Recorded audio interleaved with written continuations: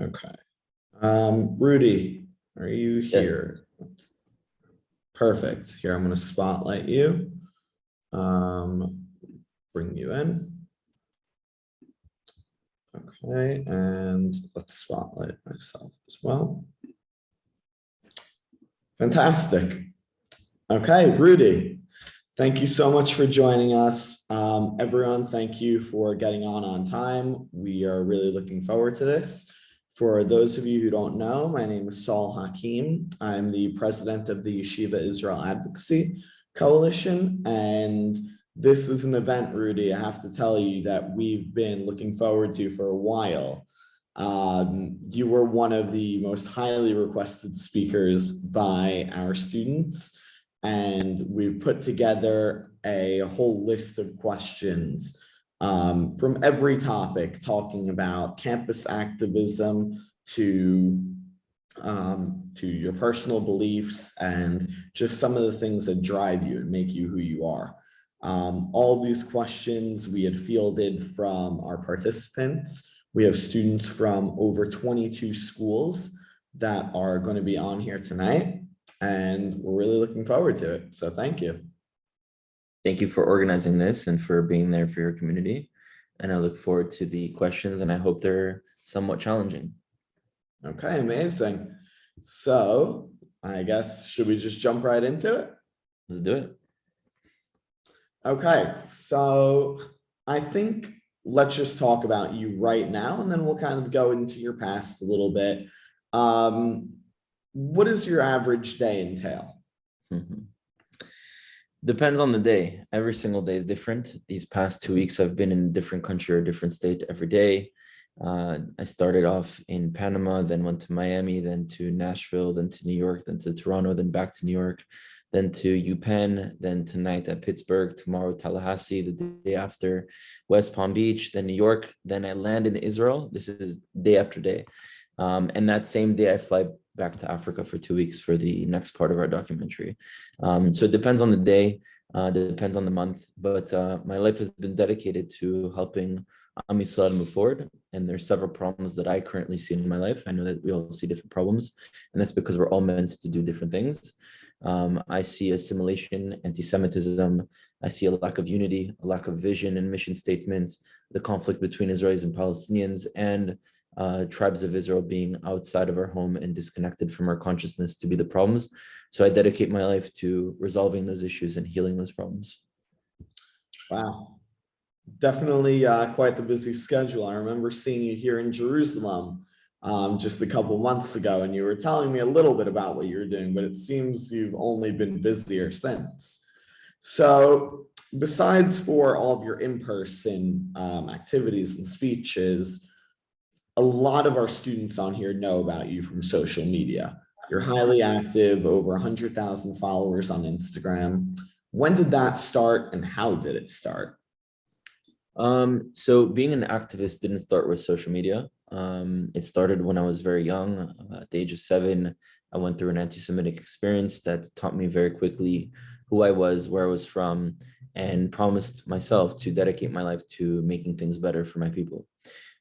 When I finished the army, I started school at UCLA and then transferred to Columbia University. And when I attended Columbia, I opened up a Facebook page in order to create content and videos against everything that was happening against our people, to expose the voices, to debate people, to show the truth, to empower others. At the time, Instagram was not stronger than Facebook. Today it is. And at the time, you didn't have IGTV or Instagram videos more than 2 minutes. So a lot of my content was over 2 minutes, and I could not post it on Instagram. So I primarily focused on Facebook. Eventually, it shifted to also doing Instagram once IGTV became available. On Instagram, I currently have over 100,000. On Facebook, I think it's almost at 200,000. I think it's 194K. On YouTube, it's over 50K. And so on all platforms, I post all the content, and it's catered at different demographics because different demographics are on those platforms. I would say Instagram is millennials minus, Facebook is millennials plus, YouTube, it's very international and mixed. And so different platforms are for different people. And that's when I started making those videos. And I think if you have consistent content high quality content, nuanced and holistic content that is not antagonistic, divisive, but actually brings knowledge to the viewers. I think a lot of people are hungry for that. And that's why it's been so successful, and it's grown naturally with time. Yeah, and I think that everyone can really just tell how passionate you are about everything through the videos that we see online or the little clips of some of your debates in the past, because there's just so much misinformation out there, the little infographics that people post without understanding the true context. Sometimes it really just serves to harm the dialogue and discussion about the conflict on campus and also off campus. So you actually had mentioned going to UCLA and then Columbia. How this is kind of a three-part question. How was your time at Columbia? Did you experience anti-Semitism there? And did it impact your decision to take on activism as a career? Okay, so the time or the moments that I became an activist started much before my, I guess, experiences on campus. It started as a kid. So I was born in France. All of my grandparents had been born in different countries. On my mother's side of the family, they were born in Morocco and Algeria. In 1948, there was a massacre of the Jewish community in Oujda, which is on the border of both countries, but primarily on the Moroccan side. And my family was expelled. Most of their family members and friends had been killed in that attack. On my father's side of the family, they were born in Poland and Belgium. And during the Shoah, they fled to France and hid in attics to survive the war. So my side of the family that was Sephardic fled to France because of being attacked for being Jewish. And the side of my family that was born in Europe fled to France for being Jewish. And so being born in France as second generation, I realized that, okay, this is just my birthplace, because if I had been born here in the time of my grandparents, I would have been kicked out. And it's very strange to me for people to identify as Moroccan if in Morocco we weren't Moroccan, we were Jews. It's very strange to me to hear people identifying as Polish Jews when in Poland we weren't Polish. It's very strange to me to hear other Jews from Russia or from Iraq or from Iran or from Ethiopia identifying as those places, when in those places we were not a part of those civilization, nor was it the origins of where we come from, nor the place that we've been telling our collective that we belong. So I realized that the places where we were born, grew up, lived in, traveled to, resided in, what passports we had, where our parents or grandparents were born, were places that we had an experience in, but wasn't the origins of where we come from, nor who we are actually as a people. When I was 3, my family moved to Israel. Then 5, we moved to Miami. And growing up in Miami, there's all sorts of mix of identities in Miami. You have Argentinians, Venezuelans, Colombians, Brazilians, Haitians, Jamaicans, Cubans, Dominicans, and everyone's identifying as something else. And I was being labeled as the French kid. And when I'd visit my family in France, I was labeled as the American cousin. And constantly I was being labeled different things depending on who was asking the question and where the question was being asked.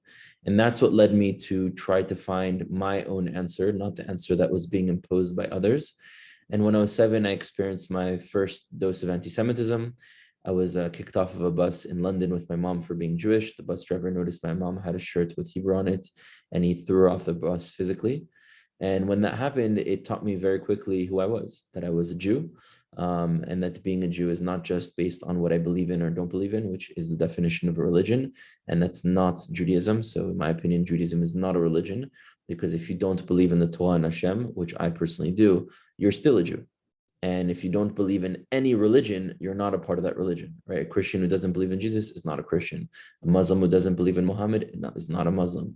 A Buddhist who doesn't believe in the philosophies of Buddha is not a Buddhist. So a religion, per the definition of the world, not the definition that the Jewish people are using, which is a wrong definition, is defined as you have to believe in this belief system and then you're a part of it. And if you don't, you're not a part of it, and anyone can be a part of it. So a Nigerian Christian and an Argentinian Christian and a Chinese Christian, 3 different peoples, all the same religion. Whereas Jews, no matter where we are, no matter where we lived, we're all the descendants of one civilization. And yes, we have a spirituality that is a part of that civilization, but we are the same people, not just the same belief system. We also have a belief system, but if an individual does not believe in the belief system, they're still a part of the people. So it's not dependent on if you believe in it or not.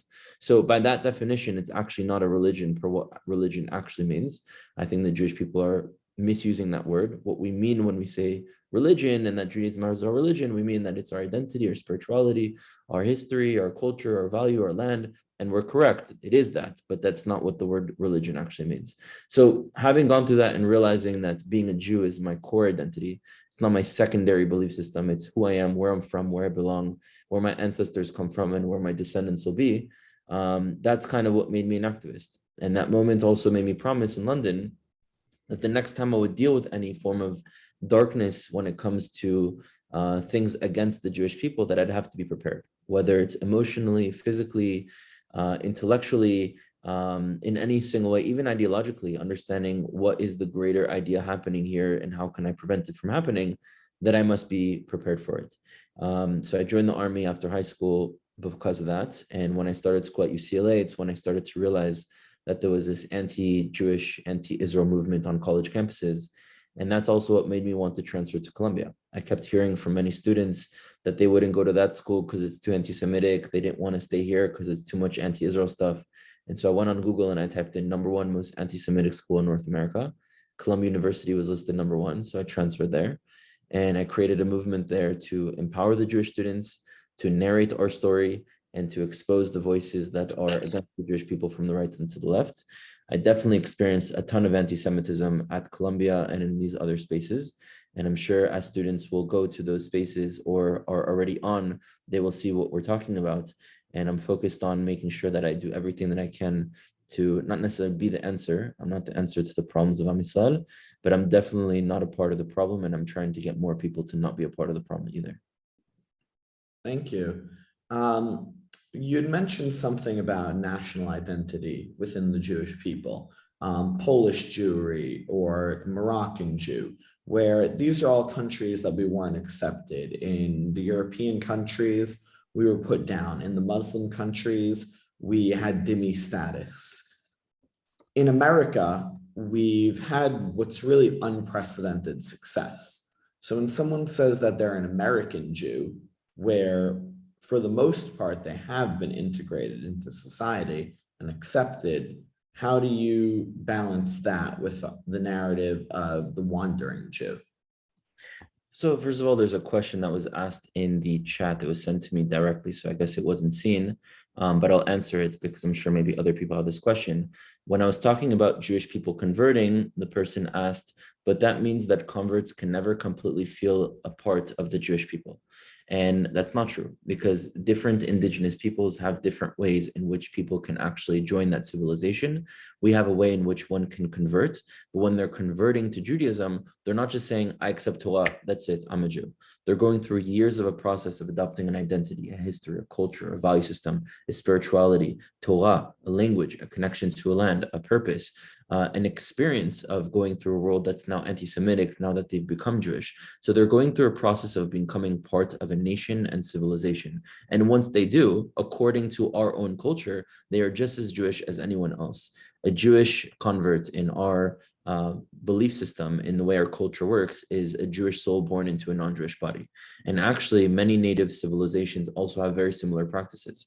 You can actually convert and become Native American in many of these tribes, and you go through almost the identical process that you go in Judaism, where you have to go through years of a process of understanding, learning, and then go through a series of tests, and then be accepted by a council of elders. Kind of rings a bell. It's the same thing when you convert to Judaism. So converting is not the same form of converting to religions. It's joining a civilization. And once you are a part of it, you're 100% part of the Jewish people, not anymore, not any less than someone that was born. Now, the question about America, I disagree with your point. I think Jews have gone through tremendous persecution in America. If we go back to the Jim Crow laws, you had signs that said no Black people / N-word, no dogs, and no Jews. Jews weren't allowed to participate in many things. In fact, the A Pi fraternity, which is the Jewish fraternity on campuses, was created because some fraternities, many fraternities, didn't accept Jews within their fraternity, so they decided to create a Jewish one. So there's been a lot of laws and things under the radar that have been done within American society that subjugated Jews to being sort of second class or lesser or being rejected for. And even today, you have shootings of Jewish communities, you have stabbing of Jews that are happening, you have Jews being beat up. You go on college campuses, the number one topic and hate movement that exists is against Israel and the Jewish people. The one thing that every extremist group agrees on, from the far right to the far left, to the capitalist, to the communist, to the white supremacist, to the black supremacist, to the ultra-religious, to the ultra-secular, is that the Jew is the problem. So every single extreme group community within America or elsewhere, their issue is with the Jewish people. And that's how systemic anti-Semitism works. It's finding the source of suffering of a group and blaming it on the Jewish people. Let's go a little bit further. 13% of the population in New York is Jewish, right? One of the biggest places, biggest cities where you have the most amount of Jews in the world. And you have over 56% of the total hate crimes. That means all the hate crimes that are happening in New York City every year, 56% of those hate crimes are specifically targeted against the Jewish 13% minority. So I would not say that we are so comfortable in America. Some Jews may sometimes be white passing if they're hiding their name, if they're hiding their Magen David, if they're hiding their modest clothing, if they're hiding their mezuzah on their houses, if they're hiding, their kippot or whatever they're wearing on themselves. Yes, some Jews may sometimes be white passing and may not go and experience anti-Semitism, but anti-Semitism is on the rise. It has always existed in America, and it's definitely not something that we should be minimizing, and we should really deeply understand that it can happen in any society, and including it in America. But can't you say could have, sorry, am I allowed to ask a question? Yeah, sure, jump in. Thank you. Can it also happen in Israel though? There's definitely people in Israel who are anti-Semitic. And Yeah. can you identify as an Israeli Jew? I mean, when Jews are anti-Semitic, if that's what you're talking about, I would say it's more so internalized anti-Semitism. The same way if a black person or a woman was anti-black or anti-women, that's more like internalized sexism, internalized racism. So Jews that are taking the side of their oppressors or against the Jewish people in any way, whether it's the Jews that are on the far, far left or on the far, far right, or even Netul Kalta, that's more internalized anti-Semitism than anti-Semites themselves, although the idea in itself is anti-Semitic. And can you have Jews in Israel that are against Israel and against the Jewish people? Absolutely. So could you say that because also Arabs are technically Semites, could you say that they have an internalized opposition to Jews, or is it Arabs are Semites, you're correct, but the term anti-Semitism was specifically coined to talk about hatred and rejection to Jewish people. So these terms kind of get tricky, and we need to really define the terms before associating them to something. Now, do the Arabs have an internalized view of being anti the Jewish people? Not all. Some of them are educated in that way. Some of them are not. Many of them are not. And I think that it's not something inherently the way that they were born. I think it has a lot to do with the society, their family, their upbringing, and their also real experiences. But again, anti-Semitism is specifically talking about the rejection, the prejudice, and the hatred against the Jewish people, not against all Semites. So can you say that technically you can't identify as an Israeli Jew because there's anti-Semites in Israel, like Arabs? No. Just curious. Well, explain that. I didn't really understand you. You can't identify as an Israeli Jew if you have anti-Semitic Arabs? What I got from you saying earlier is that you shouldn't really identify as a Moroccan Jew or American Jew because there's anti-Semitism there. There's also anti-Semitism in Israel. No, I didn't say that you shouldn't identify as a Moroccan Jew or a Persian Jew or a Russian Jew or Ethiopian Jew because there is anti-Semitism. I said that we shouldn't identify as those things because we're not Moroccan, because we're not Russian, because we're not Persian. That's not where we're from. Who we are and where we're from is from Judea/Israel. And I was bringing up the example of anti-Semitism occurring in those societies and clearly showing to us at different periods of time that we are not a part of those societies. And that should have been a reminder, if it wasn't known before, to make sure that we know that we actually aren't from those communities in the first place. If you take a Tibetan, right, from Tibet that was kicked out of Tibet by the Chinese government, and that person is displaced and is living in America, they can have a citizenship or a piece of paper that says America, but forever there will be Tibetan. So although the Jews were kicked out and we were born and raised in other places, we will forever be from Judea, from Israel, And the places that we live in or grew up in or were born in are part of our experience, but are not the origins of where we're from, nor our nation, nor our homeland, nor where we truly belong. Thank you. Welcome. Thank you, Rudy, for that. If anyone else wants to jump into the discussion, just use the raise your hand feature and we'll bring you on. That way you can ask directly. At the end, we'll also have an opportunity for just Q&A from the audience.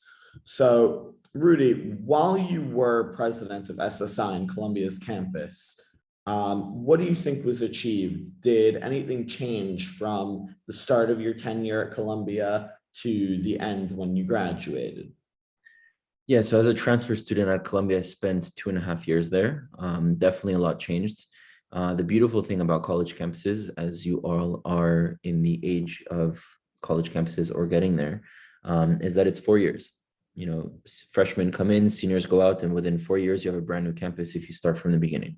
So it's all about how you condition the future of the campus. When I got there, I put up an Israel flag the first day on a table to start, you know, bringing awareness to our group that we started, and people would come and rip down the flags, to grab all of the swag that we were handing out, spit at us, insult us. And by the end of my time at Columbia, we had every single week a whole presentation of Israel on the campus, and that became the norm, right? It wasn't the norm before. Jewish students were afraid, so those that were anti-Israel and anti the Jewish people were openly able to go and do whatever they wanted. Eventually, they realized that the Jewish people were strong and that this wouldn't continue, so they stopped doing it. And the younger students that had come into the campus while we were around became educated on the issue and weren't brainwashed to considering everything wrong in this world being associated to Israel. So you can have an impact. By the end of my time there, maybe at the events that they were doing, the anti-Israel groups, they had maybe 4 or 5 students attending. Originally, when I first got there were maybe like 100 students per event. So it drastically changed. The coalitions were, a lot of them broken, and their activism changed. There's also 2 questions that I got here, one direct and one that was sent to everyone. So I'll address those. I got a question that says, hi, from your personal opinion, how would you suggest to respond to people who are anti-Zionist and verbally attack someone for being Jewish and supporting Israel, considering controversial events, especially from last year's bombing in Israel/the Middle East? So every situation is different. There's not like one answer that I can give you that's going to address every single person that's going to come to you. But I would try to look at it from a different perspective. Whenever someone's coming to you and attacking you for being Israeli, Zionist, or Jew, whatever it is, you have to understand that they don't actually know you. So they don't actually have a problem with you personally. The attack is not against you, and you shouldn't get emotional about it. The attack against you is your collective. Now, they don't know the Jewish people or Israelis either. So why have they gone to these conclusions? It's because someone clearly lied to them or gave them misinformation that has allowed them to get to the conclusion that our people are bad. Also, they're probably suffering from something, and their outlet of how to deal with that pain is to pin it on the Jewish people, and that's how they were taught to deal with their pain. In this situation, rather than thinking it's you versus them or an emotional battle of ego, understand and take a step out of it and realize this is actually a beautiful opportunity. It may be this person's first time in their life or last time in their life meeting a Jew. So we actually have an opportunity here and also the responsibility to be able to heal and to correct the situation.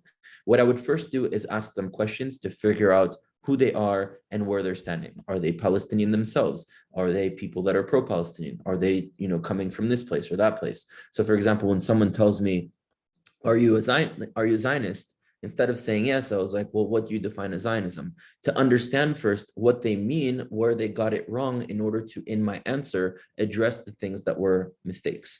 And so that's how I would address a person. Of course, there's a certain line that people shouldn't draw when having respect to the Jewish people, and you have to stand strong and be confident, non-antagonistic. But I would also offer the person in front of you a better way to be correct. Now, what I mean by that is, let's say I'm debating a Palestinian that's super anti-Israel. And this person clearly cares about Palestinians because that's his people and that's what he wants for his future. So I'll explain to this person, guy or girl, and tell him, listen, you clearly know there's no future reality where Israelis or Palestinians disappear. So why are we pushing out these narratives that to be pro-Palestinian, you have to demonize Israel and take a situation like a conflict, take all the context out of it and make everything look like Israel's doing bad? Does that allow us to transcend? Is the purpose to make Israel look bad to the rest of the world? Or is the purpose to speak to Israelis to get them to understand what are the very specific things that Israel can do better to make your life better? to understand, to change the situation, to heal. So it's not about proving the other person wrong and you right. It's about giving the other person a better way to be even more right on their terms, which includes your worldview. So that's how I would address the situation. It's very general because each answer is different for each person, for each question, but that's kind of like the objective of how I would go about it when addressing those things. Next question I have is, you said that Judaism is not a religion, but rather a nation/civilization. So then would anti-Semitism count as racism? No. So racism, the race in itself is a social construct, right? This idea that we are dividing ourselves based on the genetic features of the skin color we have based on what our parents look like is ridiculous. Like, why don't we have a race based on people having curly hair or blue eyes or red hair or being short or tall, or have, who decided that the division of people should be based on skin color? It was an invention created by Europeans in order to divide some people and to make them lower in order to control them and to colonize their lands and to take people as slaves. So already the concept of race is a social construct and an invention that doesn't actually exist. It is experienced by society, but in itself isn't real. And the Jewish people aren't a race. You have Jews that are light skin, dark skin, everything in between, looking like everything. So, and we've always come in many different colors. So since Judaism is not a race, I wouldn't say that anti-Semitism is racism, but I would say that anti-Semitism is a form of xenophobia against a civilization. Just like if someone was against Native Americans or Tibetans or Maoris in New Zealand or Aboriginals or whatever other group, it's an attack against a specific native nation/civilization. I would not equate it to being racism, because racism implies race and Jewish people are not a race, and racism itself is a construct that was created that we should kind of reject. I got a bunch of other questions. So I'm going to try to answer them. Boy. Okay, we actually had someone just raise the hand, and okay, maybe let's get the hand raised and then I'll ask questions. Yeah. And then I'll answer questions. So you kind of just touched on this now a little bit. So you said like as a child you were trying to like find your identity and then kind of realize that your core identity was being Jewish. So I'm sure you've seen that Whoopi Goldberg commented saying that, the Holocaust wasn't about race, it was about inhumanity, man's inhumanity against man. So I just want to know like what's your take on Judaism being race? I mean, I know you just touched on that now. But like, do you believe it's both, or do you just believe like her comments were anti-Semitic or just ignorant? Okay, so I don't think she herself is anti-Semitic. I think her comments were anti-Semitic and insensitive, and I don't think her intentions were to hurt the Jewish people. I think it's out of ignorance, and I think it represents what a lot of people get wrong when it comes to the Jewish people, and I think many Jews themselves get it wrong. Now, anti-Semitism is not racism, and Jews are not a race. So when she's saying that, she's correct. The problem was twofold. Number one, when she's talking about anti-Semitism, she's saying it's just man's inhumanity against man. No one would be saying that an attack against Black people is man's inhumanity against man. They would say it's specifically man's inhumanity against Black people. No one would say that homophobia or Islamophobia or sexism or an attack against any specific community is just something to generalize. They would be very specific, as this is an attack against this group of people, which is particular and unique in the way that it is expressed and experienced by this group of people. So when she says that, she's basically generalizing and watering down our experience as if this is not just an attack against Jews. It's not something that's unique or special or that we should really care about, because it's something that should just be generalized. That's number one. Number two, is she's basically making the argument that Jews, it's not a race because Jews are white. So it's not a race, yes, but Jews are not white. And so she's basically saying that the Nazis were attacking their own people, white people. So I have to break down what the concept of white means in order for us to understand and be ready for these conversations to address why Jews are not white. So being white is not just a skin color. Let me explain why. Because you have albino Africans who are Black and whose parents are dark skinned, but they come out light skinned because of their medical condition, and yet they're not considered white. You have Asians and Hispanic that have light skin and they're not considered white. So being white is not only about skin color, but is also an including of your status and your origins. Now, your origins have to be from Europe in order to be considered white, and the Jewish people are not from Europe. We had some Jews that had an experience in Europe, but they do not originate genetically, historically, linguistically, anthropologically, archaeologically in any way from Europe. They came from Judea and were displaced and had an experience in Europe. And even when living in Europe, never had a status of being white. Right? Jews cannot own land, cannot participate in growing crops and agriculture and trading it in markets, cannot have many jobs. We're always persecuted. We're always attacked. We're always held at a different standard lower. We're always accused, burned, exterminated for not being white, right? Why did the Nazis kill the Jews? Because they were not white. So you'd have to have two things to be considered white beyond just your skin color. You'd have to have an origin and a status. The origins of the Jewish people is not from Europe. Some had an experience, not all, but even that experience does not originate from there, right? A person of color that goes and lives in Europe doesn't become white because he or she is born in Europe. Right. So just because we were born there doesn't make us white. And number two, even in that society, we have never been given the privilege of being white. You go to synagogues and community centers in Europe, you don't just have the police there, you have the military there that is protecting because there's constant threats of attacks against those Jewish communities. And like I said, even in America, 13% of the population in New York is Jewish. Over 56% of the total hate crimes are against Jews. So where's our white status? You know, where's our acceptance? You go to the them who enemy number one is, they'll tell you the Jews. So since when are we white? So the problem of her statement is also saying that we're white, which minimizes our experience as if we don't go through racism within, or sorry, not racism, but xenophobia within white societies. And number two, disconnects us from our origins being from the Levant, from the Middle East, from Israel, and not from Europe. So that was the problem with her statement. I don't think she had an intention of hurting Jews, but she did. And we stood up and we spoke out. And I think it's a great example to show how we need to be able to communicate better to the rest of the world for them to understand us so that isn't caused in the first place. Let me know if I should. Rudy, yeah, let's keep going through the live questions. Thank you so much. Yeah, so live questions, I guess, raise your hands, and the people who typed in questions, since there's so many, maybe let's do them one at a time by raising your hands. Oh. Yada, who's next? Let's go.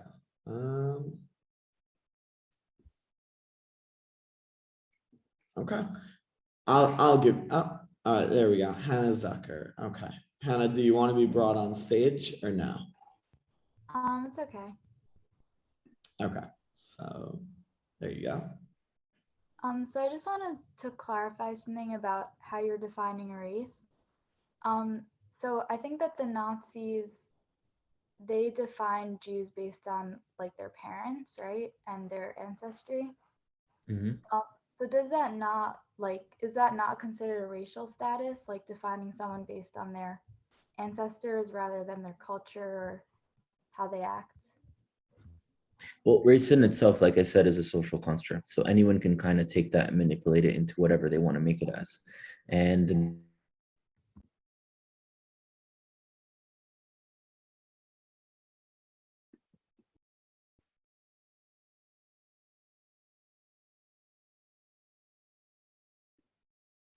Did he freeze for anyone else or just me? Yeah, he's For very everyone. Okay. Let's see what happened.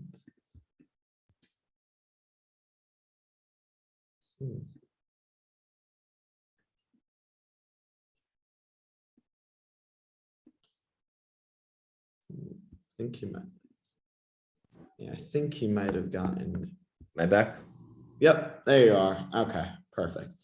Yeah, so what I was saying is that basically, since race is an invented construct, someone can kind of apply it the way that they want. And the Nazis applied it that the Jews were another race, and they were saying that we're this other group of people. Now we are an other group of people, but it doesn't really make sense that we're race if you have Black Jews and light-skinned Jews and redhead Jews and tall Jews and short Jews and Jews that come in every single color and size. How would it make sense that we are a specific race if race in itself is based on other things that Jews don't all fit into one thing? So it's kind of doesn't make sense at all. But in itself, the concept of race doesn't make sense in the first place, and it's a social construct. So any society could decide to manipulate that term and to express it in different ways. Thank I you. also have, oh no, the questions are still there. I can go off the questions if you want. Yeah, go for it. Read whatever anyone sent to you. Okay.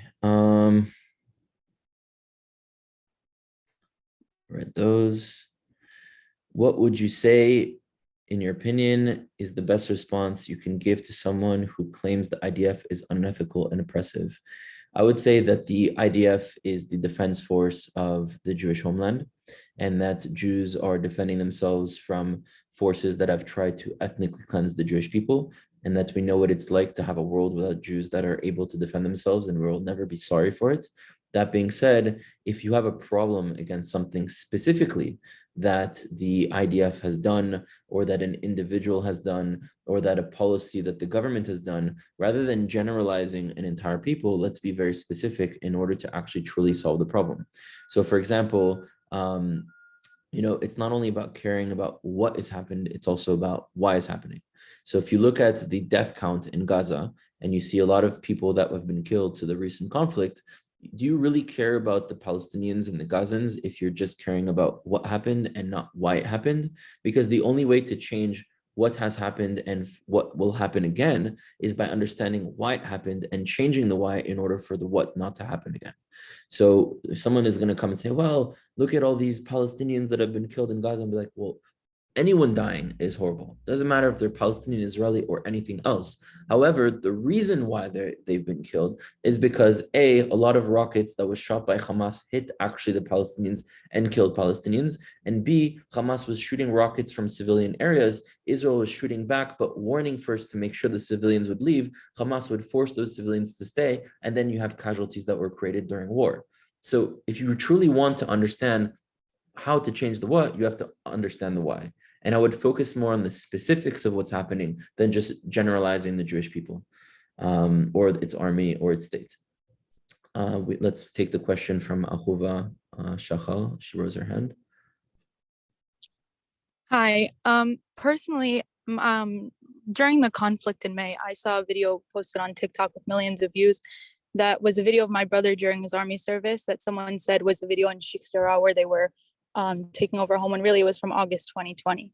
And it racked up millions of views, and I replied to comments I could. But how can we fight misinformation in the best way? Well, to spread light where there's darkness, this is obviously kind of like after the fact. This has already happened, and now we're trying to recap and to recoup and to go backwards on something that has already been spread. But I would kind of think about it on a more macro level of how to shift pop culture. What I mean by that is if we go back 70 years ago in America, you didn't have equal rights for Black people and you didn't have women rights for women. So clearly it's different reality than the ones millennials, me, or Gen Z, most of you were raised with. It's almost even impossible for us to imagine that that actually existed, right? For me, at least, it's like hard to imagine that a society actually didn't allow women to vote because they were women, or didn't allow Black people to have rights just because they had darker skin. Like, that's ridiculous. But how has society evolved to the point of where it is today? It's because there was a shift in the pop culture, and there was clearly moves that presented to the society, this is right and this is wrong. And we haven't done that yet for the Jewish people. So let's go back 70 years in the time where there was racism and sexism on a whole other level than there is today. If someone were to come to a liberal campus like Columbia that I went to and said something racist or sexist, it would go by. Today, if someone says something sexist or racist, they automatically are ostracized, ridiculed. We don't want to be friends with you anymore. There's going to be a protest, because society has been conditioned to recognize that that's something wrong and that's something we should stand up against. Now, people are saying anti-Semitic things left and right because society has yet to be conditioned to understand what is right and wrong when it comes to the Jewish people. And we as Jews need to understand that rights are not granted, they are earned. And those minority groups earn their rights. And if we would like society to change, we need to make the more macro change and shift society to understand what is right and wrong when it comes to the Jewish people.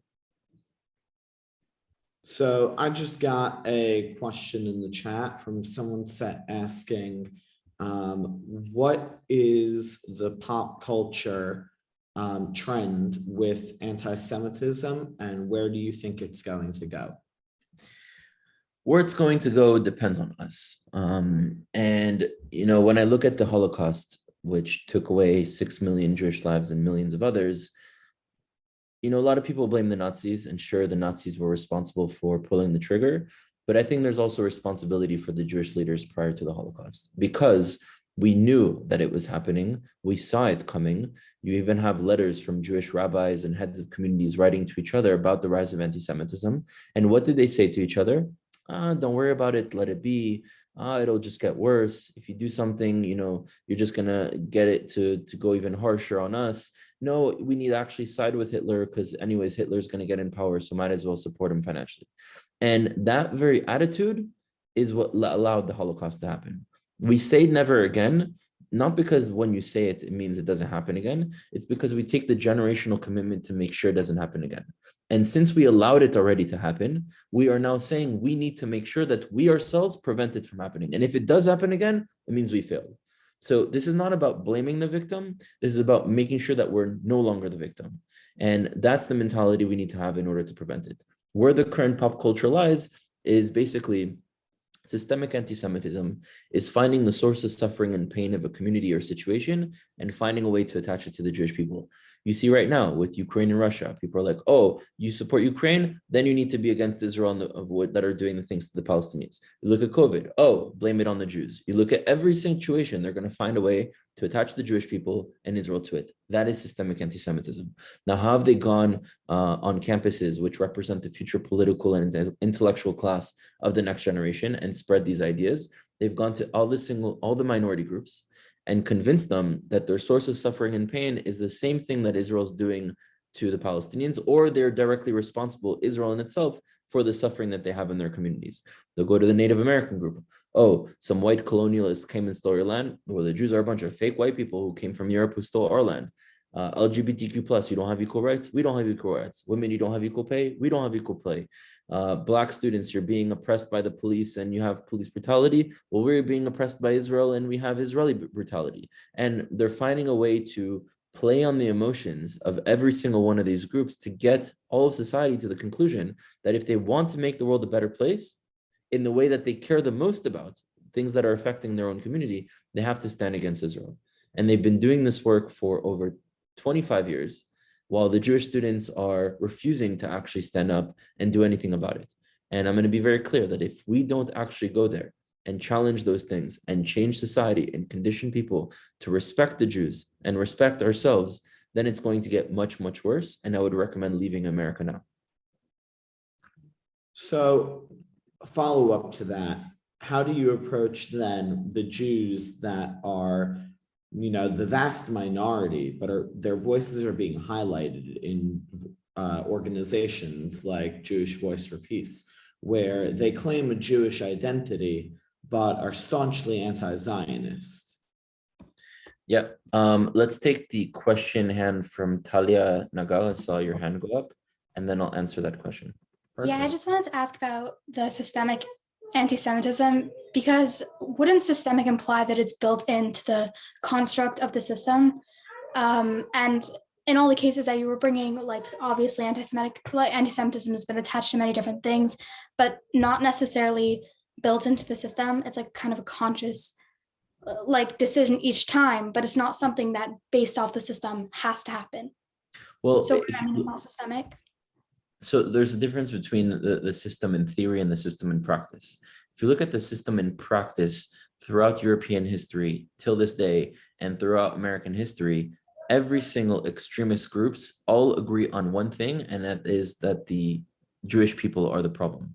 When you look at systemic racism, right, there's nothing technically that it writes we need to be against Black people in the system of America, but in practice, there are many things that are done that prevent Black people from rising up in terms of education and the way money is placed within education, the way the prison system works, laws made against crack versus cocaine, where crack is something that is usually used in minority communities, and it's the same thing as cocaine, but those prison sentences are like 10 times more than someone using cocaine, or someone coming to prison and getting out and not being able to get a job, so having to go back into doing crime and kind of being in that loop of not being able to stem out of it. So there are many things that in practice actually prevent people from being able to rise up when it comes to racism.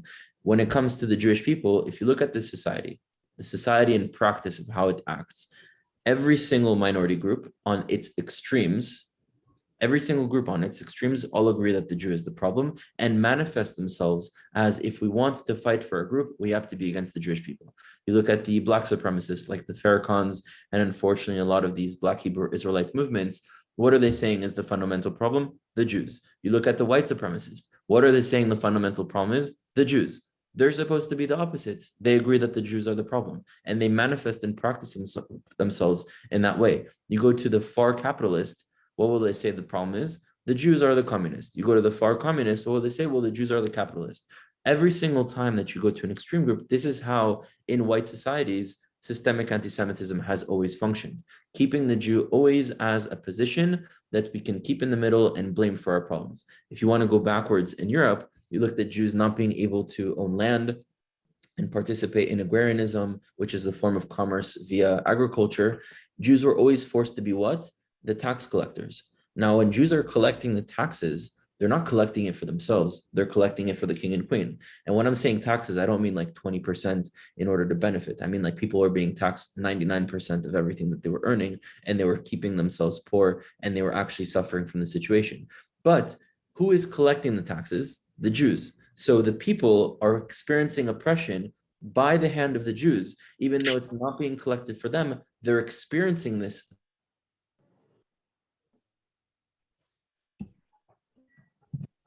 Okay, I'm going to unmute myself. Through the experience of the Jew. And so that's how, like, in a society, it has been working systematically, even though it's not necessarily written in the laws, it is practiced that way in practice. To answer your question, Saul, you're talking about many tokenized Jews, right? Jews that have been used to kind of say, oh, well, I'm not anti-Semitic because those Jews support me. And it's usually Jews from JVP who are on the extreme left. There are some Jews in other societies that are on the extreme right and that are being tokenized. And there's even very religious Jews like the Netoa Karta that are also being tokenized. And it has nothing to do with them being on the left or on the right. It has to do with them being on the extreme and how they deal with the attacks that we've had. So to understand why Jews go that way and why they've become so anti-Israel and anti the Jewish people, I'm going to give an example that I learned when I took a psychology class of how women deal with trauma when they're in an abusive relationship.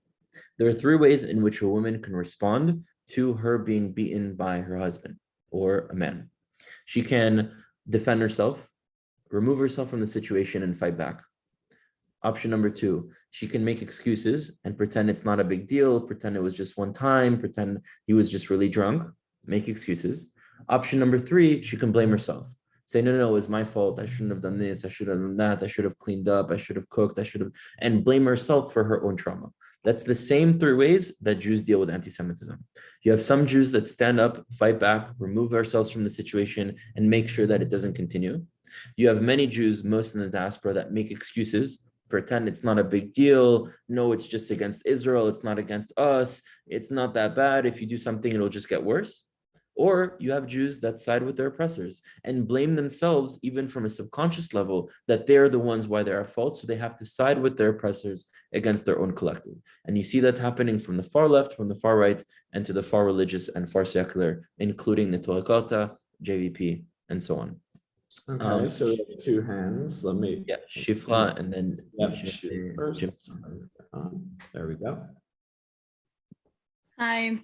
So my question was kind of based off the past one. So Netoa Karta, their like reasoning is because like I think it was a Gemara that says like you can't like disrupt the land. So then first of all, why do a bunch of them live in Israel?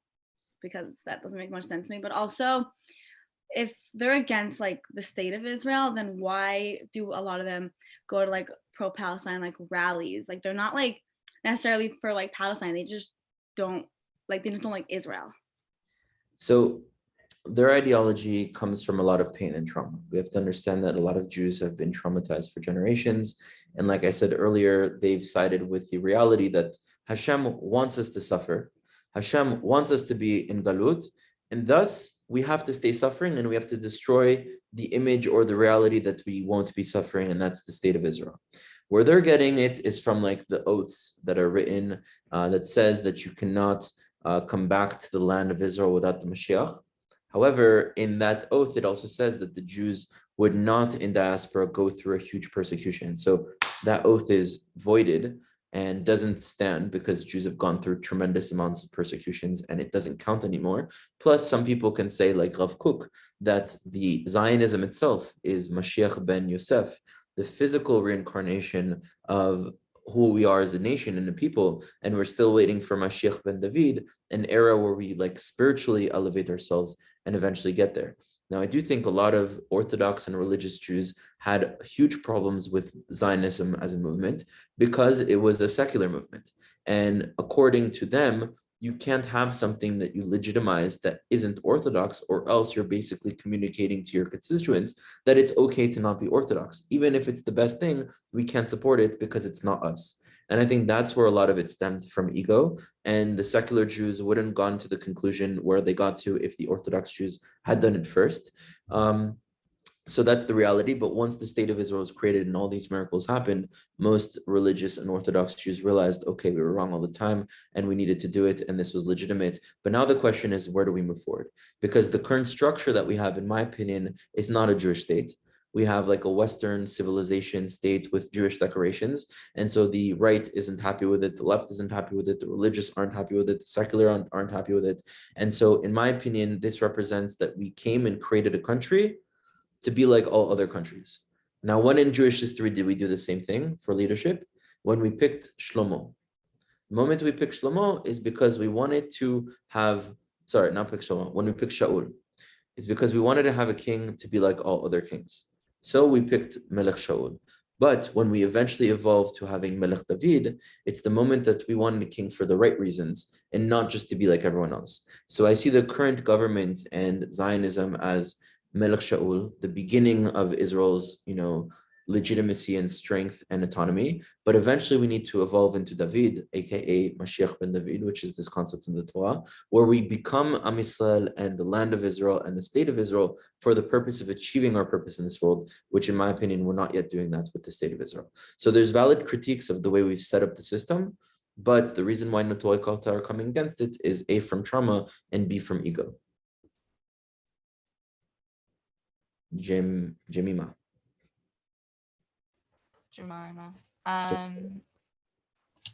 So I've had a few close friends that have been very vocal Zionists, part of Israel advocacy clubs, AIPAC, Stand With Us, and then they'll suddenly become anti-Zionists and say they've re-educated themselves or done their own research.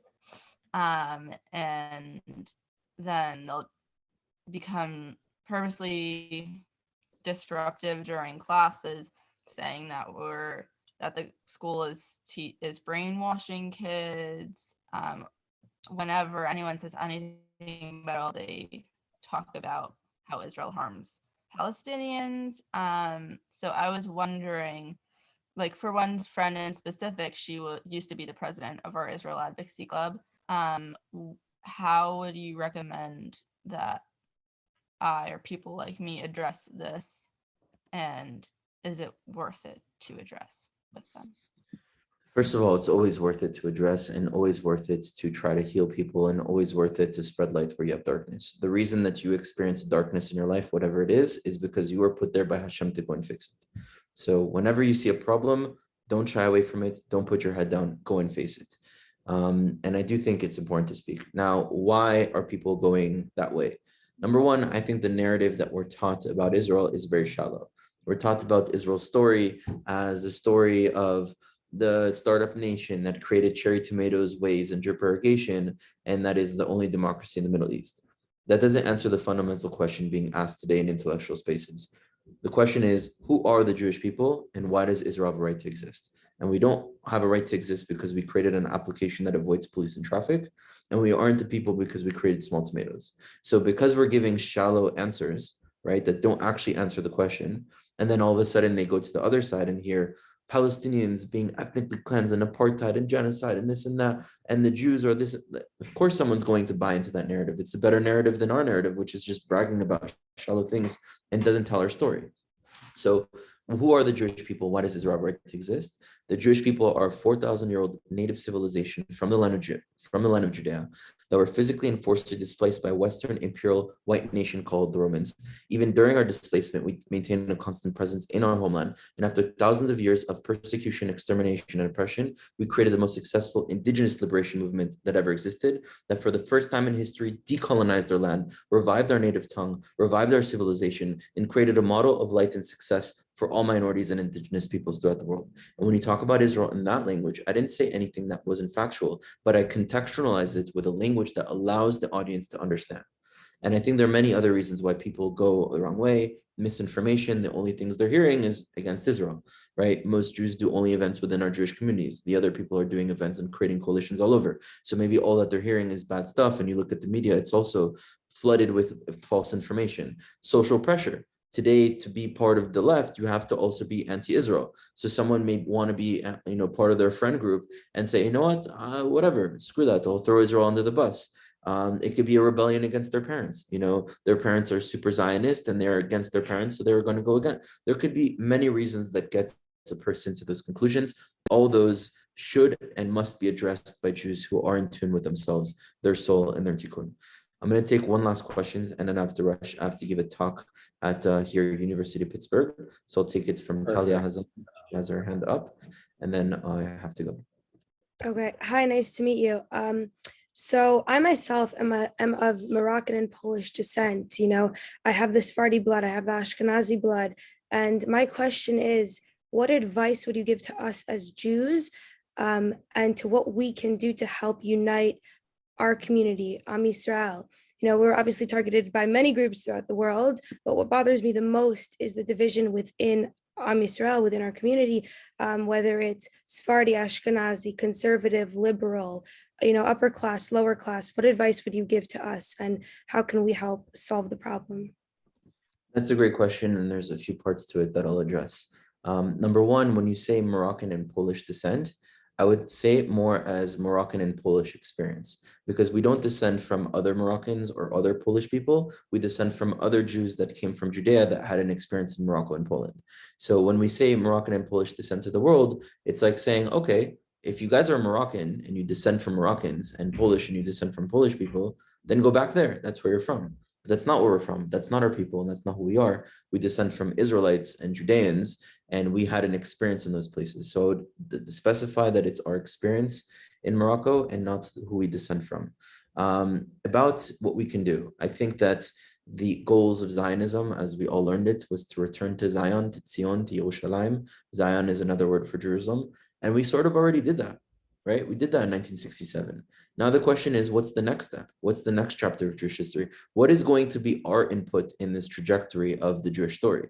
And I think we need to start having a conversation of what is that chapter? Okay, we've come back to our land, but now what? How are we supposed to use it as a vehicle to go and create something in this world? And I think we should create a vision and a mission statement that unites the left, the right, the religious, and the secular. Because fundamentally, those that are voting to the left care about human rights, social justice, and minorities, right? Those that are voting to the right care about land rights, economy, and security. Since when do those ideas contradict? Why can't you care about minorities and your security and the economy and justice? Who decided that these two things should be two different boxes? I think it's society on the top that is trying to divide and conquer populations and box us into sides. And naturally, people who care more about this are going to vote there, but that doesn't mean they're against what's on the other side and vice versa. So we need to try to create a more holistic version of truth that unites people based on their values and that uses that as a superpower. Some people don't connect to caring about others. Some people don't connect to caring about security. So those that care about that and those that care about that need to bring both of that together and make it important and as one. And I think that's more of a holistic conversation our people need to have. Also with this whole idea of conservative, orthodox, reform. Actually, if you ask your family that was living in Morocco, there was no such thing as Orthodox conservative reform. And any Jew that was not Ashkenazi never had that. So why did Ashkenazi Jews develop this division of Orthodox conservative reform? Because that's actually how the church divided itself. We started to divide ourselves by the Christian framework and divided our own spirituality by the way that the Christian world divided itself. So we need to go through now a process of decolonization and realizing that there's certain things that we picked up and we were colonized along the way. And the same way we decolonized our land by coming back to it, the same way we decolonized our tongue by reviving Hebrew, we also need to decolonize other aspects of our culture, our identity, our clothing, our language, our mentality, our spirituality, and also the purpose that we have. And I think that's the conversation our generation needs to have in order to move forward. Thank And you with so that, much. And I love that insight in the beginnings. I really appreciate that. Thank you. sure. I went through the same thing, so only here to help. There we That go. being said, Rudy, thank you so all much. for listening, and I hope I answered most of the questions, and I'm sure there are more, and we can hopefully, B'ezrat Hashem, be able to do it again. If anyone has other questions, feel free to DM me on my public Instagram, but send me one question at a time, and I'll do my best to get to people as soon as possible. And with that, lehitraot, I have to go to my next talk. Thank you. Rudy. Thank you. Thank you. Bye. Everyone, thank you so much for joining.